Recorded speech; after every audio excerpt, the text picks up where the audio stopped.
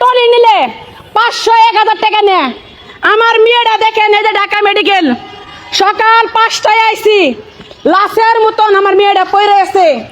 এই যে প্রত্যেকটা রিপোর্ট তারা বলে এই জায়গা চিকিৎসা নাই। এই জায়গা যদি চিকিৎসা না থাকে, সারা বাংলাদেশের ভিতরে ঢাকা মেডিকেল শ্রেষ্ঠ মেডিকেল। সাধারণ মানুষ আমরা কোথায় যাব? ডাক্তারকে বললে তারা আমাদেরকে বলে যে আমরা প্রাইভেটে চিকিৎসা করবো। আমাদের যদি অর্থ সম্পদ থাকতো তাহলে আমরা প্রাইভেটে চিকিৎসা করতাম। আমরা অসহায় গরিব মানুষ দেখে আমরা ঢাকা মেডিকেল আইছি। এই ঢাকা মেডিকেলে সব জায়গায় দুর্নীতি চলে, প্রত্যেকটা রুগী হয়রানি হইতেছে, প্রত্যেকটা রুগী মারা যাইতেছে। এরা কাগজ সঠিকভাবে বলে না, এই হাসপাতাল এই হাসপাতাল, তারা এগুলো বলে। তারা টলি দিতে গেলে 1000 টাকা বিল নেয়, 1000 টাকা বিল নেয়, রিপোর্টে এই টাকা সেই টাকা। দেখেন আমার মেয়ে মারা যাচ্ছে, আমার মেয়ে মারা গেলে আমার কোনো দুঃখ নাই। ডাক্তার ইউনূসের কাছে আমি বলতেছি, আপনি এই দেশে থাকতে হলে আপনি জবাব দিয়ে দেখেন, আপনার ঢাকা মেডিকেলে একটু খোঁজ দিয়ে দেখেন। তারা খাওয়ান সঠিকভাবে দেয় না, সাধারণ ডাল আর পানি দেয়, সঠিকভাবে তারা খাওয়ান দেয় না। ডাক্তার ইউনূস, আপনি হাসপাতালে তদন্ত করে দেখেন, মানুষকে তারা সুস্থ চিকিৎসা দিচ্ছে না, মানুষকে সঠিকভাবে খাওয়ান দিচ্ছে না। সাধারণ একটা টলি নিলেও তারা 1000 টাকা গাড়ি ভাড়া নেয়।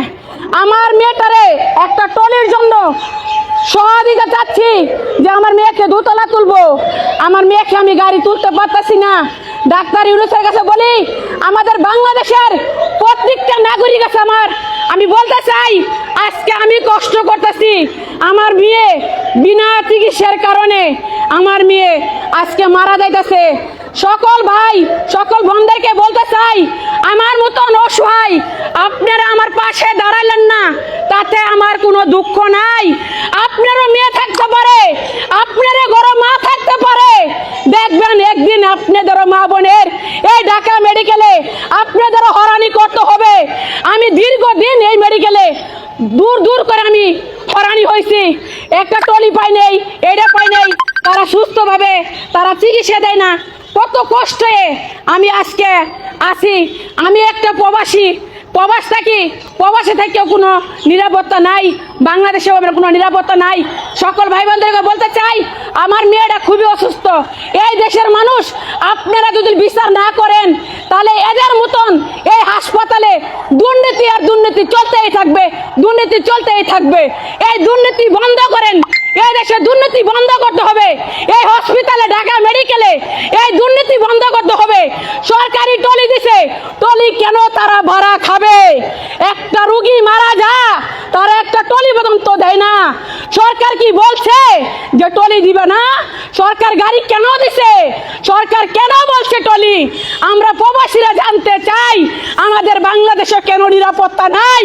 17 বছর প্রবাস করে বাংলাদেশে আমরা এমিটেস পাঠাই, তাহলে আজকে বিনা চিকিৎসায় আমার মেয়ে মারা যাইতেছে। এই দেশবাসীর কাছে আমার একটাই অনুরোধ, দেখেন আমার মেয়েটা যদি আজকে আমার মেয়েটা মারা যা, এই দেশবাসীর কাছে সবার কাছে বলতেছি, আজকে আমার মেয়ে মারা গেলে আমার কোনো দুঃখ নাই। আপনারা এই হাসপাতালে যারা তদন্ত করে দেখেন, টাকা টাকা ঘুষ আর ঘুষ। সবাই ভালো থাকবেন, আসসালামু আলাইকুম।